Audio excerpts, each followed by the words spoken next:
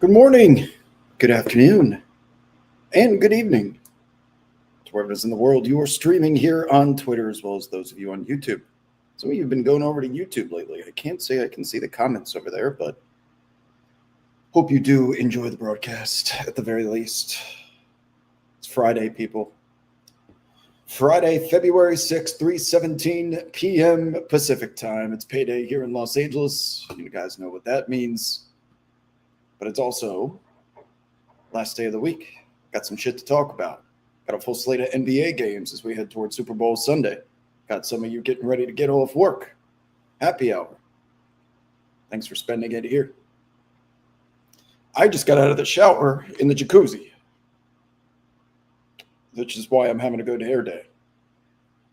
An hour and a half of tennis into jacuzzi time and pool time means my very, very need a haircut set of hair is damped down due to water. But it looks good. Salt and pepper. What's happening? How's the first 3 comments in today's show about the Charlotte Hornets? Come on, man. They're playing good basketball. There's a reason why they're still under 500. They will probably be in the play-in tournament. Who's going to get dethroned from the Chicago Bulls Invitational? Let's see who they're going to replace. Because the Eastern Conference play-in tournament has always been Chicago, Atlanta, Miami. Who's that 4th team in the East usually?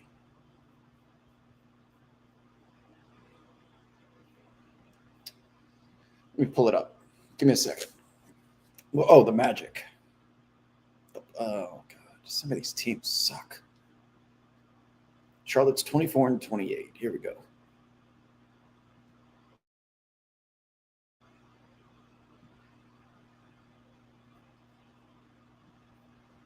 Right here. Geez, Chicago fell out of the Chicago Bulls Invitational. Oh, the Raptors are usually the team in there. It's usually the Raptors, the Heat, the Hawks, and the Bulls. This year it's going to be Charlotte will probably get in there. Chicago's going to fall out. Milwaukee's out. It's going to be Atlanta, Orlando, Miami. Yeah, these are the 4 teams headed to the Chicago Bulls Invitational. Problem is, for the Hornets, if they were to advance, depending on where their seed is, they're going to be the 7 or the 8 seed, and then they're going to draw the Pistons or Knicks in the first round. So they'll get some good playoff experience, but that's about it.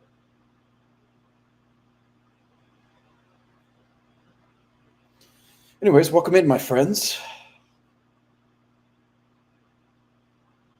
Toronto's always, yeah. They can replace the Bulls. The Bulls are somehow worse than usual, more mediocre than usual. The absolute epitome of mid, the Chicago Bulls, who are putting dunks and threes to shame. You guys know they're on pace to set the NBA record for fewest amount of mid-range jumpers attempted in a single season. NBA record. Look where that's got them. That is, they are playing analytics ball in Chicago. Time and place. You have to have a roster equipped to be able to run a strategy like that. They do not, as they stink out loud. Happy Friday to you, Shaden. What's happening? Oh, yeah, man. I admittedly have been watching more of the Chicago Bulls because of Yuki Kawamura. Just an electric factory every time he's in the game. A little bit of bummer tonight. There's only one good game on the slate. That's the Knicks and the Pistons, and Karl-Anthony Towns has been ruled out. OG Anunoby, Jalen Duren, both game time decisions for this one. Pistons on the second leg of a back-to-back after losing at home last night to the Washington Wizards. Did any of you sickos in the chat watch the end of that game? Please, someone say yes. This game, people, this is where we're headed after the All-Star break. We're going to, you know what? I'm going to pull up the teams right now. Here we go. Here we go. Bear with me. Okay. On this list, Sacramento, Indiana, Brooklyn, Washington, Utah, Dallas, Memphis, Milwaukee, maybe even eventually Portland. If they keep losing, they're on a 6-game losing streak. And for now, that's it. Those teams that I just named are going to be doing everything in their power to lose games once we come back from the All-Star break. This game in Detroit last night, people, Brian Keefe said, okay, the Wizards are without probably 6 or 7 guys. Brian Keefe sends out a lineup of the only starter is Bilal Coulibaly, who totally screwed me, by the way, because I had his points under. Bilal Coulibaly, and then Sharif Cooper. His name was Tamir Watkins, I think. Anthony Gill, and someone else against a Pistons team that was down Jalen Duren out with an injury, and Tobias Harris wasn't playing last night.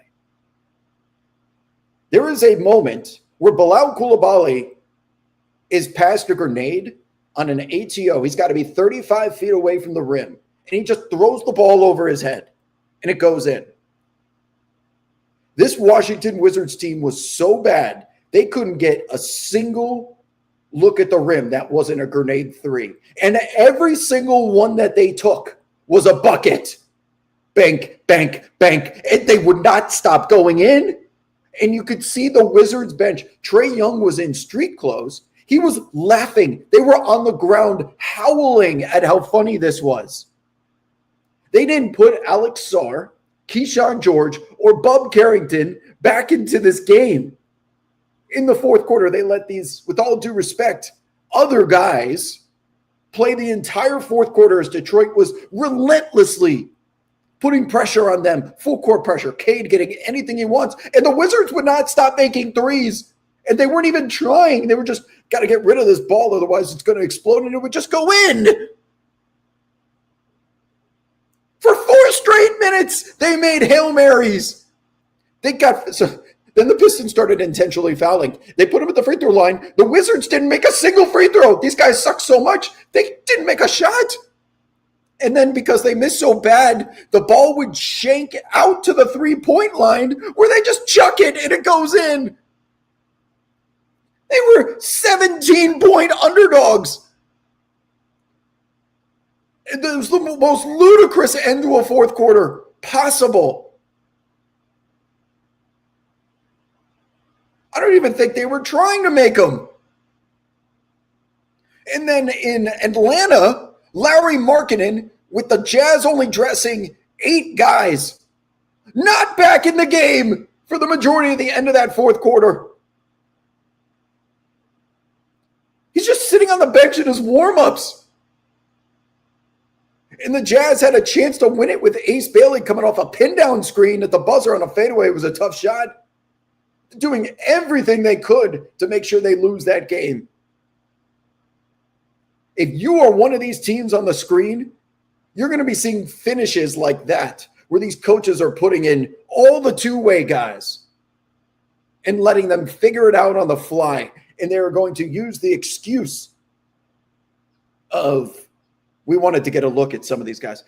You know what? Our starters were feeling a little ill and a little sore.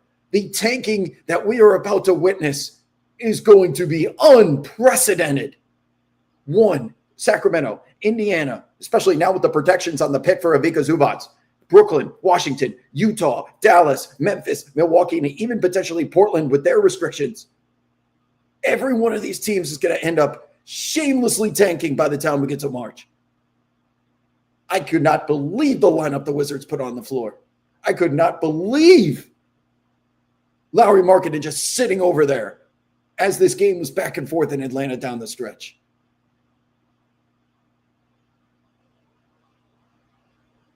Please go back. Don't even bother watching the games tonight. Watch the final 5 to 7 minutes of this Wizards game in Detroit. I knew no one was watching this game because the timeline was dead silent with all these dudes just throwing shit over their heads, praying the rosary by the time it got to the rim for it to just at least hit something. And it kept going in again and again. You should hear how exasperated and flabbergasted the Detroit broadcast was.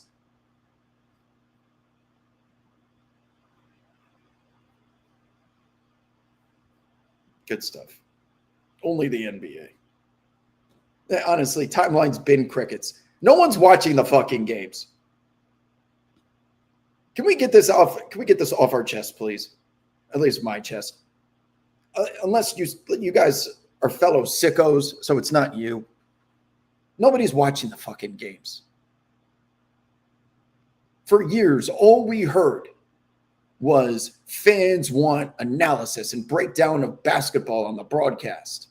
And I told you how they overcorrected because now they're trying to educate a mainstream sports fan on elevator door screens, on pin downs and flex cuts and icing and hedging and things like that. People don't give a shit. They're not watching the games. All they care about is trades, free agency, low-hanging fruit narratives. And I'm not saying they should revert back to what it was last year. We don't need that ESPN crew or inside the NBA just for an hour shitting on the product. There is a middle ground there. But everybody that's complaining is most certainly not watching these games. Is looking for anybody to discuss what happened at the end of the Detroit game last night with. Anyone I know in the industry. No one is just fucking watching it. People are waiting for the playoffs. And why would you when these teams are going to be shamelessly tanking? Thank you. Yes, fans want what they can't have. And now that you finally got different networks with different broadcasters, with different studio shows, you've got what you wanted, but now you have nothing to complain about. And because these games are devoid of star power most of the time, look at the game tomorrow night between the Warriors and the Lakers. Steph Curry, Luka Doncic, ABC, Saturday night, prime time. It's the Lakers and the Warriors. They've been trying to sell, okay, now it's NBA time, that the Super Bowl Sunday and football is finally done. Jalen Duren's officially out too. Is that official?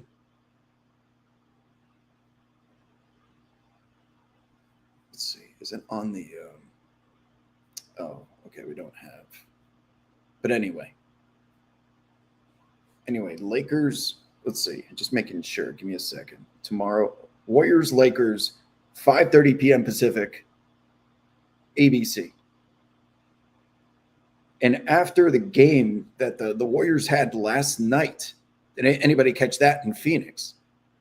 They had one hell of a team victory. They're punting on the season, whether they want to tell you or not. Steph may not play, and we want to sell to sports fans that you should be taking your time out of your Saturday to watch this instead of the Winter Olympics with no Luka, potentially no Steph, who knows with LeBron, Austin Reeves coming back on a minutes restriction. When was the last time we had a nationally televised game deliver? Best game of the week was between the Denver Nuggets and the New York Knicks at Madison Square Garden. And because ESPN was hyping up The Last Crusade, Rocky V between OKC and San Antonio so much, they sent Mike Breen, who usually does Knicks games, down to, it was in San Antonio. They sent the A team down to San Antonio, where the entire city of OKC was out.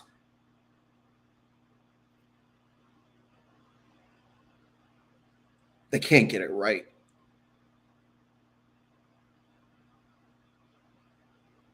When was the last time? Nuggets-Knicks was as close, but the Nuggets were on the second leg of a road back-to-back. Jokic is just coming back. He was clearly going through it with his conditioning because he hasn't played in a month. The game goes to double overtime. It was still a fun game, but let's not act like that was both teams at their full potential. The Knicks are on a nice little winning streak. And even tonight, Knicks Pistons, Amazon. No Karl Anthony Towns because his eye got blown up. OG might sit. And now Duren's out too. It's exhausting covering this fucking league.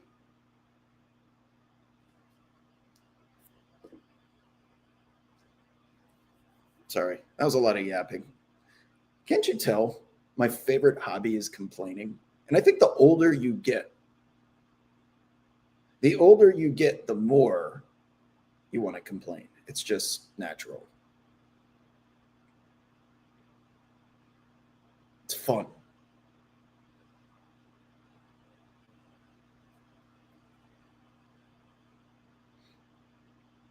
We still get glances of Prime Wob, a spirited rant on the Washington Wizards in the A block. I couldn't fucking believe watching this. Even the people in the stands were like, this can't be serious. They did. Keefe, how many times Brian Keefe could have called a timeout to save his guys and he didn't? How many times he just let them dribble around? They were inbounding the ball to the coffin corner every single time. Like no instruction was being delivered. It was as if he was just throwing them out there. You guys fend for yourself because management has told me we need to protect this damn first round pick. Players don't tank, but that doesn't mean I can't put you in a position not to fail. Now, do not take that literally. Obviously, Brian Keefe wasn't doing that. But it sure seemed like something similar was going on, the way that these guys were being coached and chucking up shots. And to watch an entire bench laugh out loud.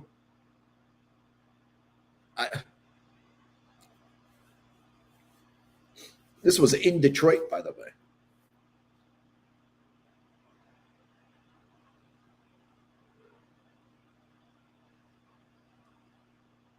Okay.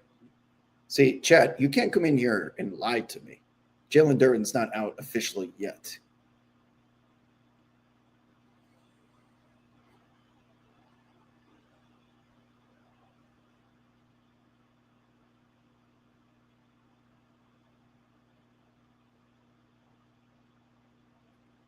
Yeah, this is not to blame the players, by the way, because you're right. Jalen Pickett for Denver when Jokic was out, that game where he and Peyton Watson went for Pickett had a 40-point game.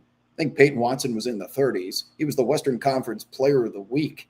The players are making the most of their opportunity. And if we're going to have a serious conversation about like what this means when stars sit, look at someone like Peyton Watson, who would have never been entrusted with the high usage on the offensive side of the ball before the injuries to Aaron Gordon, to Christian Brown, to Nikola Jokic, and whether Jamal Murray in and out of the lineup. There was nobody left. And then David Adelman said, you know what? Because you have embraced the role that you were assigned and you've thrived at it, you've earned the opportunity to go out there and show us what you can actually do when we have no other choice. And Peyton Watson now is a trustworthy offensive threat for this team.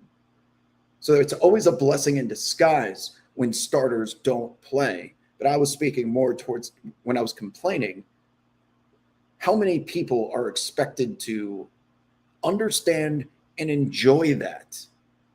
Most people don't care. They want to see the stars. They want to drink a beer and not have to think about all these little technicalities. Entertain me. That's what sports is. Some people just don't want to think. It's an escape for them from real life. So when they don't see Nikola Jokic, when they don't see Karl Anthony Towns tonight, when they don't see the entire Oklahoma City roster against Wemby, they're going to naturally feel let down despite opportunity being there and creating some new fun storylines. It's just not a reality that's going to land the same. And I fear that this has happened so frequently with the NBA that the mainstream sports fan is now trained like a dog that has a bad habit to just assume I am not wasting my time watching the NBA because someone's going to be out or someone's going to get hurt or someone's not going to decide to play defense that night. It's a lazy narrative, but there's a reason why they think that way, because there are copious examples of that shit happening on a daily basis.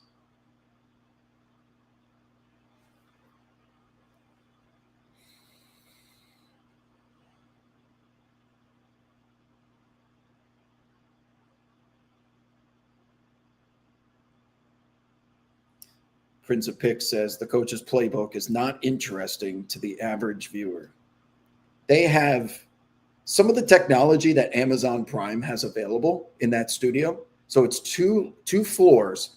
And when they go downstairs onto the digital court, they can change that court to pretty much anything that they want to do.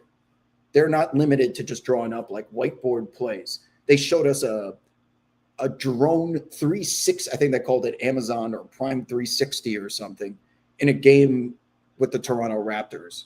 And you get this like gorgeous view of how a double team on Scotty Barnes results in a layup or a pull-up Jimmy for Brandon Ingram. It's like, oh, that was pretty cool. And then I'm just thinking, like, how many people actually care about this? Like, I mean, I appreciate it because it was a nice, different way to look at the game. But all of that technology, to expect the common sports fan to be up to speed with a different language that is being spoken in AP Spanish, AP French, AP Latin, like that's, you're just stepping in there. This sounds and looks cool, but people don't relate to the sport of basketball the same way that they do to football. Everyone knows what a slant is. Everyone knows what a Hail Mary is. Everyone knows what a sack is. Basketball terminology does not have that same equity.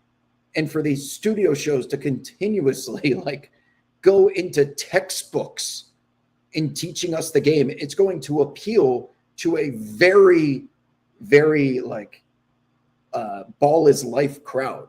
Everyone watching this, we get those different styles of play, formations and offensive sets and strategies and ATOs and dribble handoffs and the Princeton offense and all of these different things we can speak on. But most don't. It's going to take time to bring them up to speed.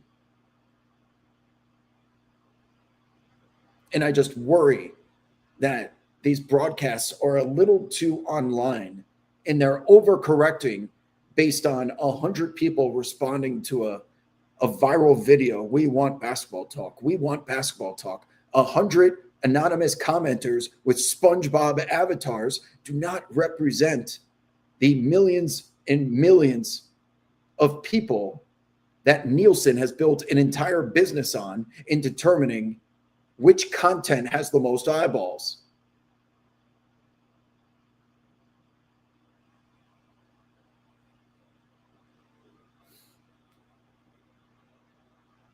Anyway, thank you for letting me rant. All right, chat. Oh, yeah, thanks for reminding me, Logan. So, first of all, the Giannis thing is ridiculous. Let's think of something else to complain about. Milwaukee's in action tonight. This game used to mean something. Pacers and Bucks. If you're going to take anything here, it's got to be, is Miles Turner in here? This is just a Miles Turner. I hate taking overs, but Miles, oh my God, 15 and a half. Perhaps rebounds for Miles Turner, even though he just chooses not to. Is it 5.5? Like the over. A little juicy though. 1/3, 5.5 right here at ProfitX. Miles Turner over on the rebounds.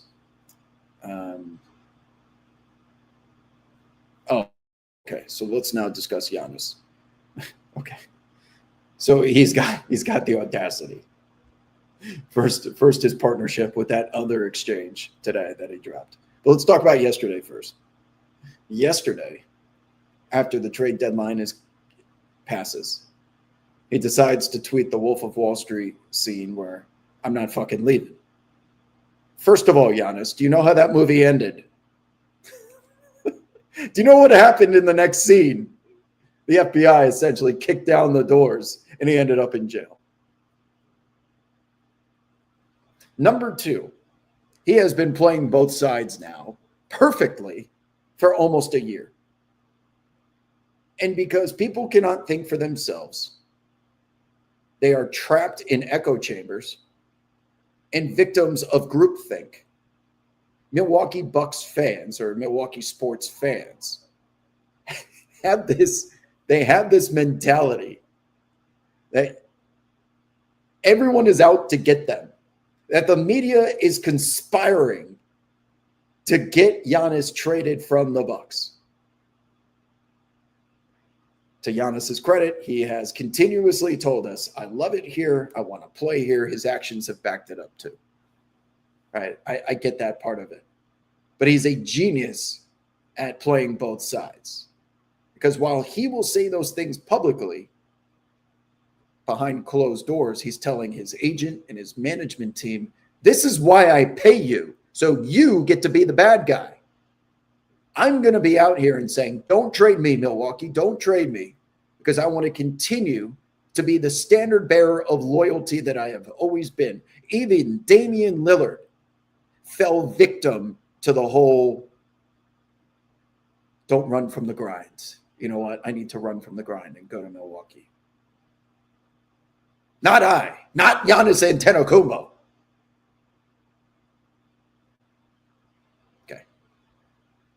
So we get that part of it. He's been adamant in these post-game press conferences. Don't ask me questions. I've told you I love Milwaukee. Stop implying that I'm going to be asking for a trade. But what my management team does, it's their business, even though they are me, an extension of me. Also, to Giannis's credit, he can't control what the Milwaukee Bucks franchise does. He's not an owner. He's not a governor. He's not the general manager. He's a player. So Milwaukee may choose to trade Giannis without his desire for a trade demand. That's within their rights. The same way we saw Dallas trade Luka Doncic. The shit can happen. Something tells me if he would have been traded before the deadline and ended up on another team, he's thinking, I win either way.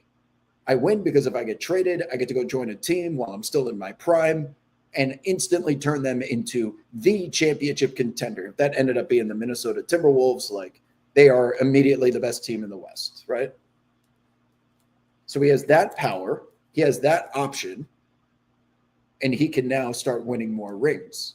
But if they don't trade me, I can continue to be Mr. Loyalty and feed into this fan base's desire to be right. That Shams Charania and all of these media members have a big market bias. And they want to see Giannis with a popular team so that it creates content for them, while us little city, small market folk in Milwaukee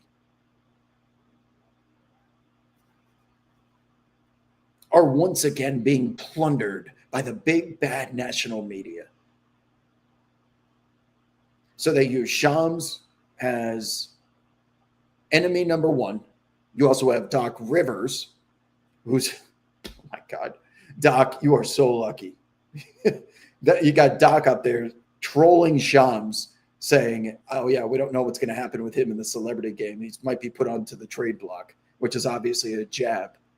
Do you think Shams is just, it got to where he's at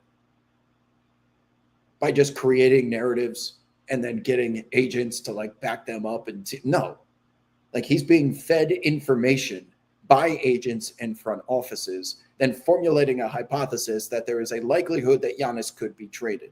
I don't think I ever once heard him say Giannis will, for sure, for fact, guarantee be moved before the deadline. It's always been a possibility that Milwaukee would be displeased with the offers during the season and then wait for the summer because there might be more teams. A disappointed Spurs, Rockets, Oklahoma City could be included in this, as well as Milwaukee, as well as Minnesota. So you can have more buyers, that drives more competition, that results in better deals, and there's going to be more flexibility, maneuverability with your books. You're going to have more access to draft picks. It makes more sense to wait for the summer. Giannis gets to shut it down because of his calf injury. He may not have been able to return anytime soon anyway, or go through a grueling process of a playoffs.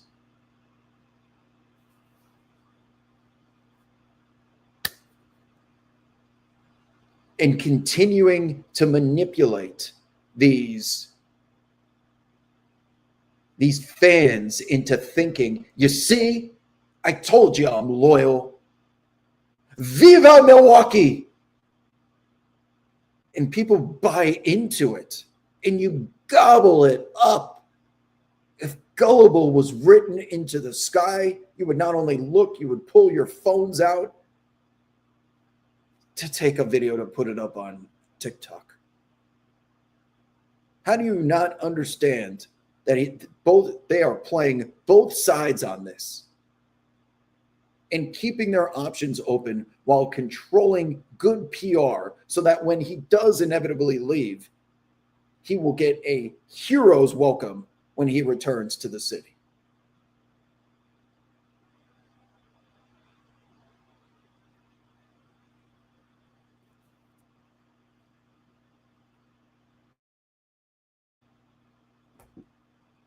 That's all I have to say about that.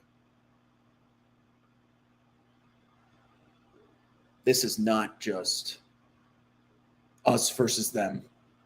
They're attacking our pride in Milwaukee, trying to get Giannis out of here. He is obviously exploring the possibility of leaving, but he can't do that unless he's traded. I have seen superstars in the past go onto a radio station. Mr. Kobe Bryant went onto ESPN LA and said, trade me. Trade me. I don't want to be here anymore. And he ended up staying and winning titles with Pau Gasol.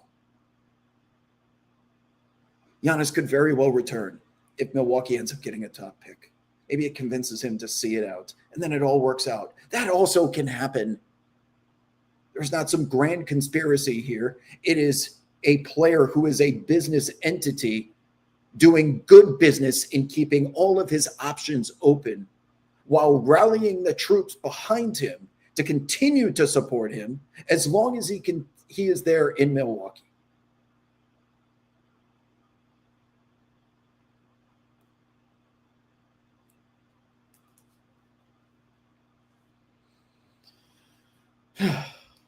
Okay, I'm done complaining.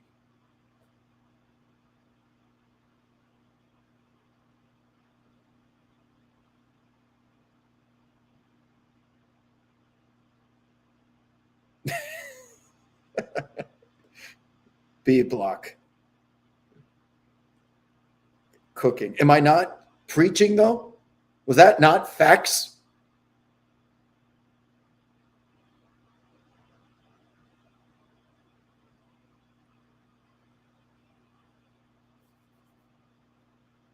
Do these Bucks fans like get together? Do they have little meetings in a cave? And they put all their enemies up on a wall. This is everyone who is threatening our precious Giannis. And every day that goes by where Giannis isn't traded, it's nothing ever happens.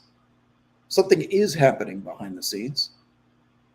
But it doesn't mean that the process is going to have results. The process may just take a little bit longer. But yes, they absolutely are taking inbound calls. And the assessment was, we can do better this summer. We're going to do this all over again. And if Giannis somehow, some way remains a Milwaukee Buck through October 15th, 2026,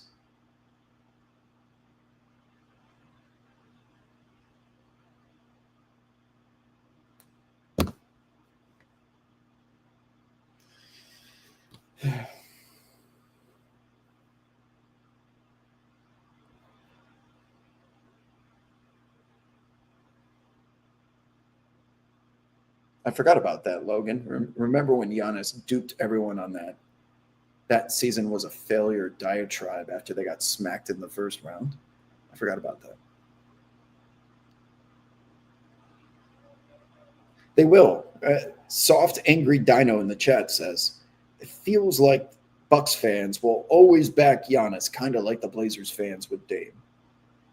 Do you know what fan is short for? fanatic. Do you know what fanatics do, especially in politics? It all makes sense, doesn't it?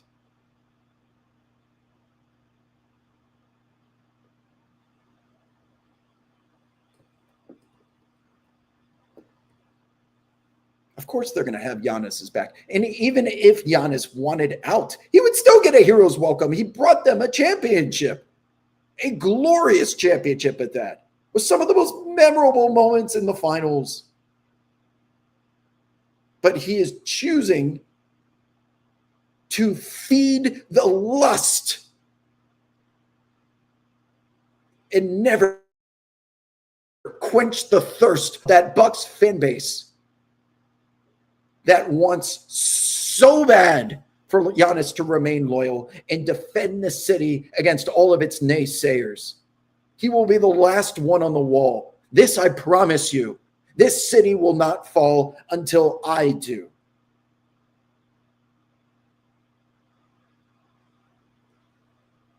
He loves being Mr. Loyalty. And it's as if he's on a mission to show the rest of the basketball world that loyalty is not just another word in the dictionary. I was actually loyal to the very end. Bucks fans, this is for you. That's his message. That's his image. While his team behind the scenes is most certainly looking to provide him with alternatives. Doesn't mean he'd actually take it. But let's not act like the extension of Giannis Antetokounmpo on the business side isn't out there negotiating deals with prediction markets like he just dropped an hour ago. Well, he's building up equity with fans and turning them into tribalism fanatics the way that Russell Westbrook's fan base is, Derrick Rose's fan base was, Kobe's to an extent. Players find ways to manipulate the brains of those that support them. And it's either all in, all out. Us versus them. If you're not with us, you're against us. That is what his platform is. And they don't see it because they want it to be true.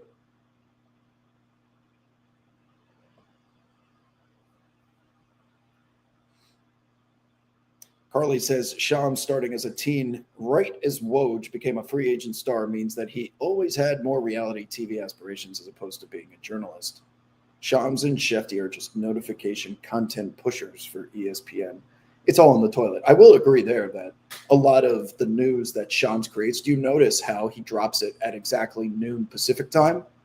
And that's a strategy with his editor because he creates news and then they make 3 segments out of it for NBA Today, the studio show on ESPN. So if he has a report that a certain team is taking calls on Giannis, it may not be newsworthy, but it's enough that it's not only the truth, and it's something we can discuss in about 5 minutes. Tune into ESPN if you want to hear more. This is the way the business works now. You remember the shit he did with FanDuel before coming over to ESPN? I'm not going to – I would be a hypocrite for calling him out on something like that. I work with partners too.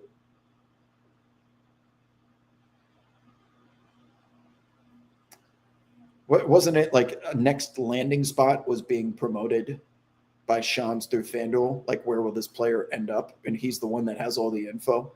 Is it something like that? You guys may know that, but yeah, there's conflicts of interest now in every form of journalism.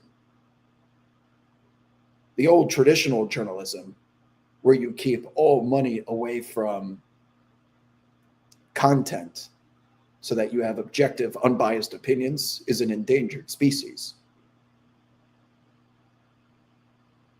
Everything is a funnel to monetize. Again, that's not a complaint. It's an observation. It's how I pay the bills. But I'm not going to sit here and act like I don't see what's going on. I'm right there with you.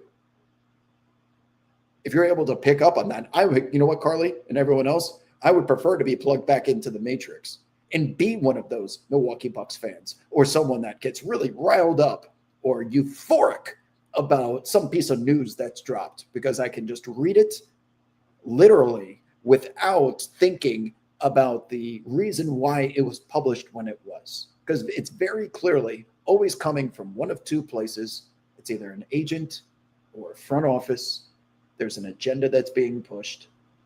Create the content and let's build some pressure so that you can help me facilitate getting that deal done. That's in the best interest of my client.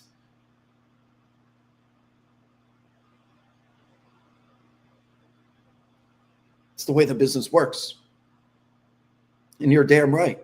The Shamses, the Shefties, the reason why they're able to break all the news is because they are pushing those narratives for the front offices and the agents.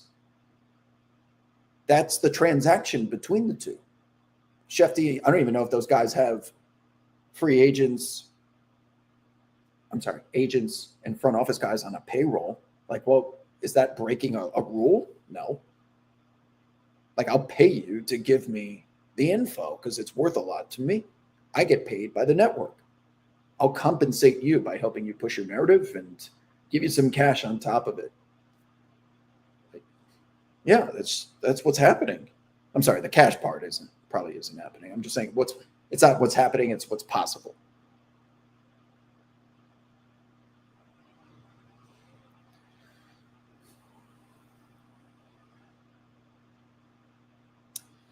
And fans are the loser in the game. Nothing is about information anymore, just entertainment. That's a fact. That's a fact. Yes. Yeah, this is all entertainment. Actual reporting in journalism is endangered.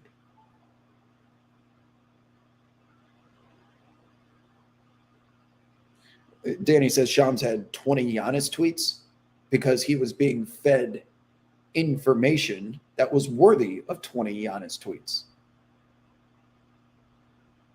I think there's validity to some of the information he reported, but of course, he's got to find multiple ways to structure transmitting that so that he can continue to go on to SportsCenter, NBA Today, and pregame shows and inside the NBA and have something to talk about. You notice how they put him in the A block?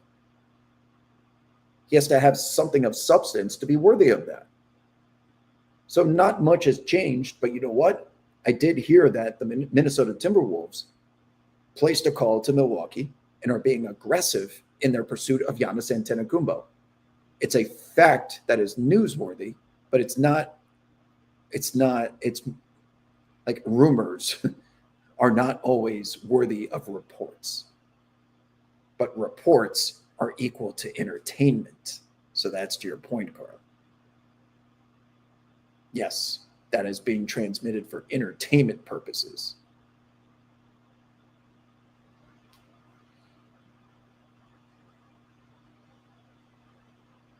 OG out for the Knicks. Ugh. Bummer.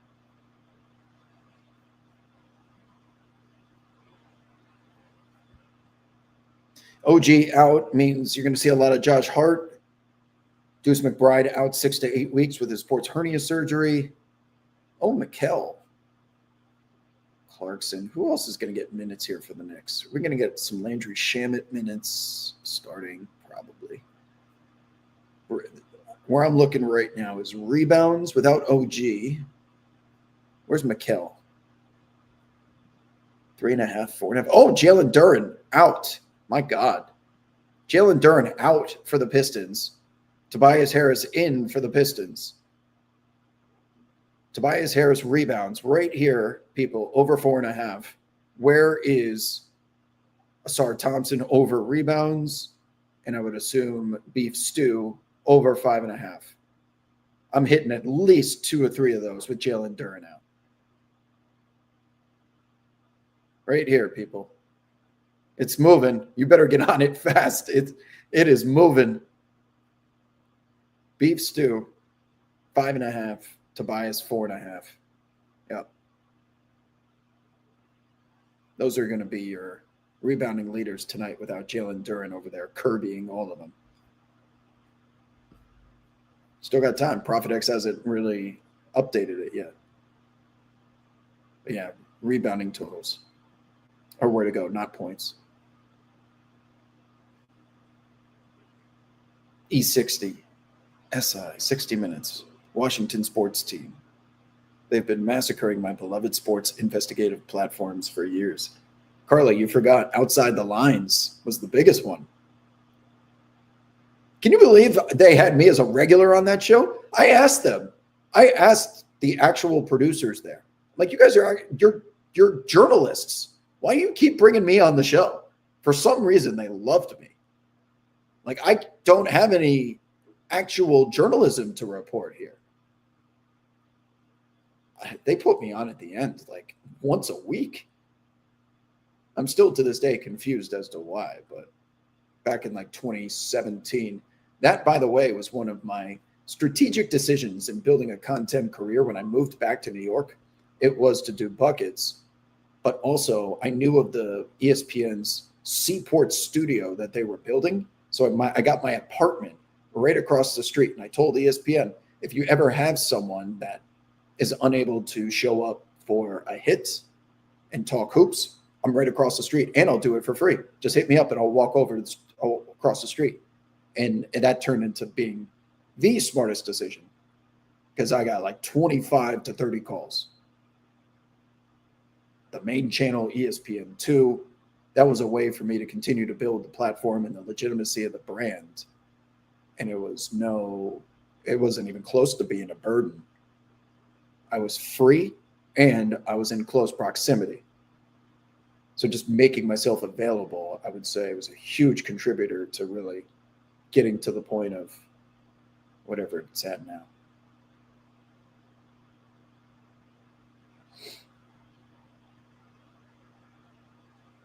Oh, Real Sports with Brian Gumbel was great. Yeah.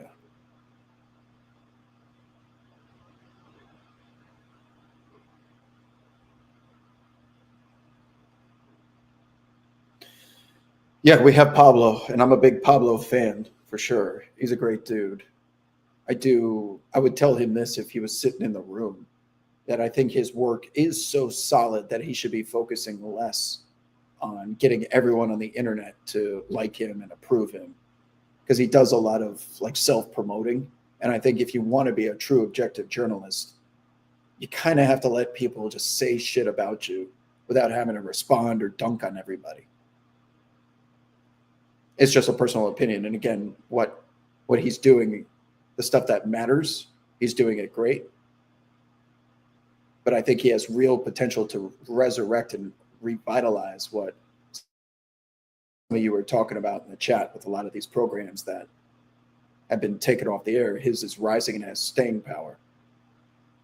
So that's it. But yeah, he's always been great to me. And glad to see he's having some success with a project that he's passionate about. Not many people I can say that. He's one of them.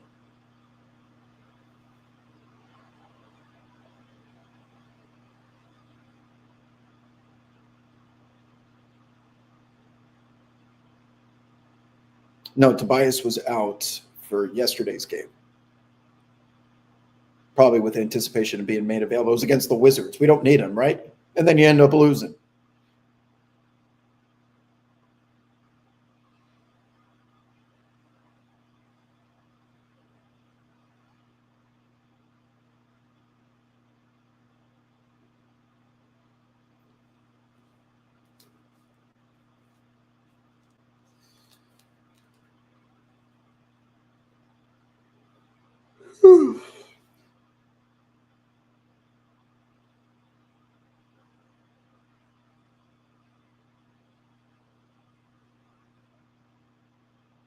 Anything else?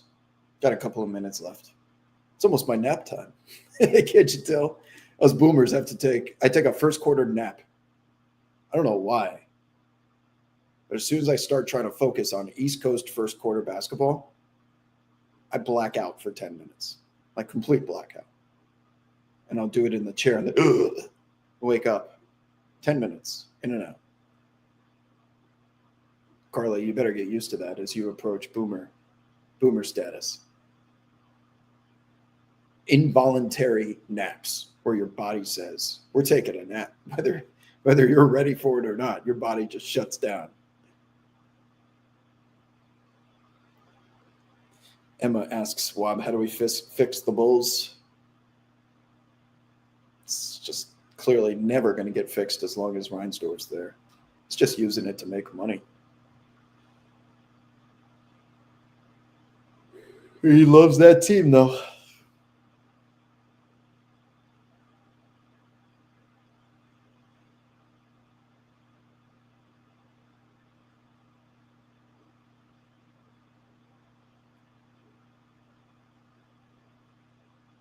I am looking forward to the tanking.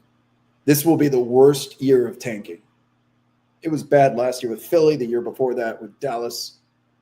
The Jazz got a player participation policy violation. Dallas got fined. There's going to be like 7-8 teams that are doing what Washington and Utah did last night. You need to lose games. This is as great of a draft as we're going to have.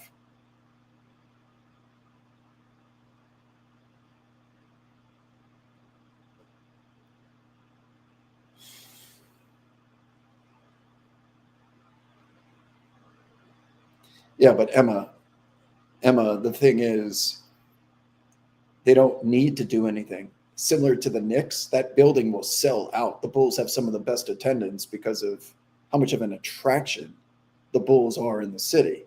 They will have tourism fill the seats, same way the Blackhawks do. They never have to worry about fans not being there because of the team's performance, because it's a major city. That people are always, there's always going to be that demand. And Reinsdorf will always continue to make money.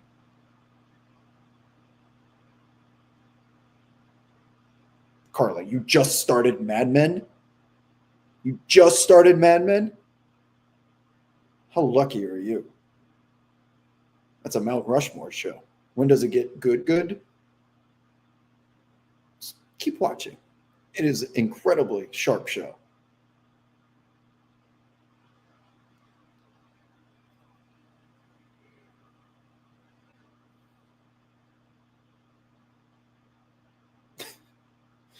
Logan asks, I feel like the day that Jerry Reinsdorf dies, there'll be a lot of Sox and Bulls fans.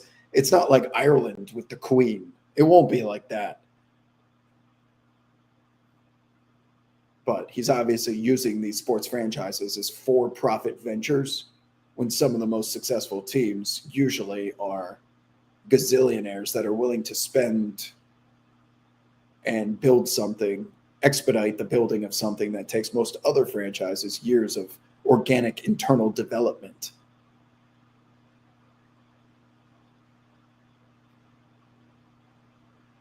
Even the Dodgers had Kemp, Ethier, all those dudes those years, and then they started flooding money into supplementing their homegrown talent with star power.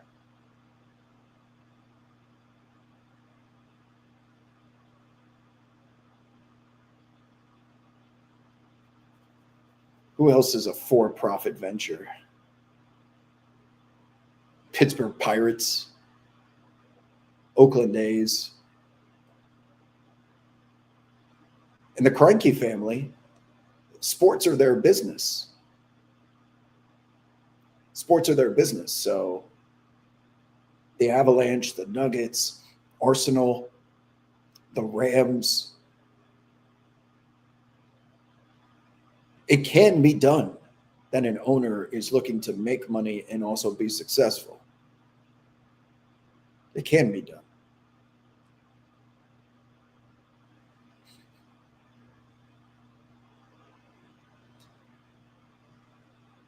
Jay Peasy, another Perez.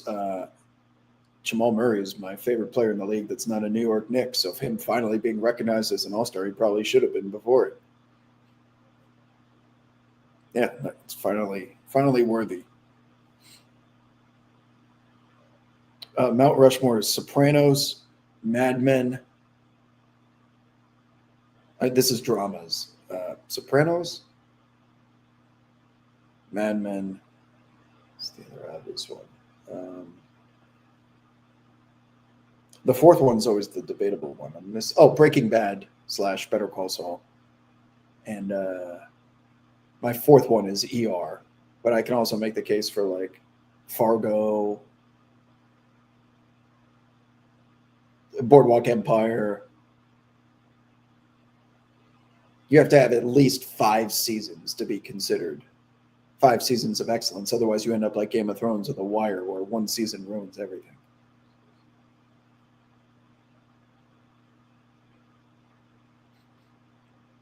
No, Wire has a season which disqualifies it, similar to Game of Thrones. Otherwise, yeah, they both would be 2 great shows. That's Mad Men, Breaking Bad. Mad Men, Breaking Bad, ER, and The Sopranos are flawless from start to finish.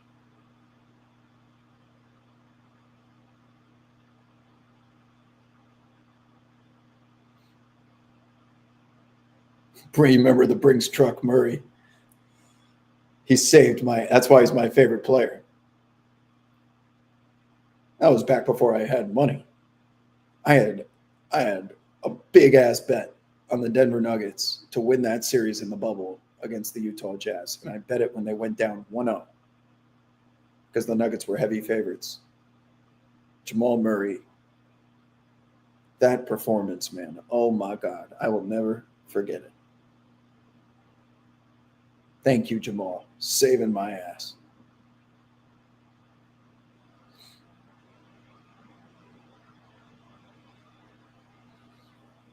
Which season of the 2? Season 2.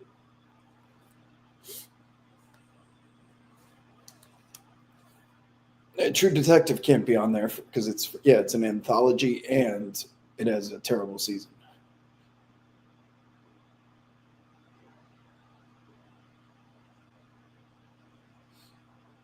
Yeah, it could be season 2. Yeah. Season 5. Everyone's entitled to their opinion, Bart. Even if it's wrong.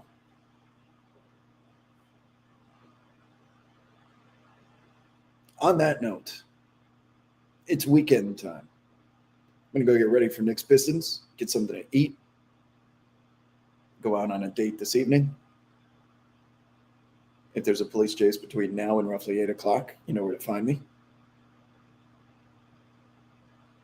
What else? Final score, Seahawks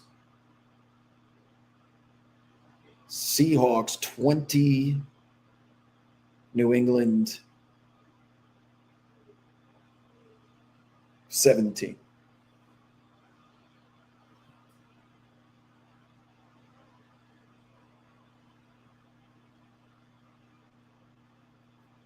On that note, people, it's nap time. It's been a pleasure. Thanks for tuning in. I'll be back on Monday. We'll chop it up. Bring your questions. Hopefully get some more action.